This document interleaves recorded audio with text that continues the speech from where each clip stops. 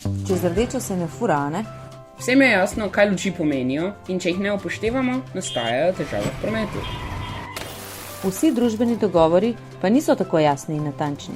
Pričakovano je, da je vsaka oseba moškega ali ženskega spola. Vsak ima lasten občutek spola. Pri nekaterih osebah ta občutek ni del binarnega spolnega sistema ženska-moški, Oziroma ni v skladu s spolom, ki je osebi pripisan ob rojstvu. Ko pogledamo nekoga drugega, ne moremo točno vedeti, katerega spola je. Kako potem vemo, kako spoštljivo govoriti o neznani osebi?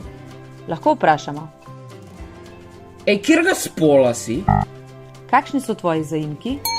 Katere zaimke uporabljaš? Oziroma poslušamo, kako oseba govori sama o sebi.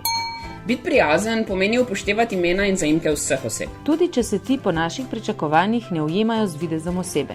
Pomembno je, da v raznoliki družbi, kot je naša, uporabljamo vključujoč jezik in načine govora.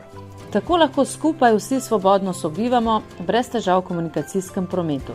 Na semaforih so 3 barve. To pa ne pomeni, da samo 3 barve v resnici obstajajo, Družba prepoznava samo 2 spola.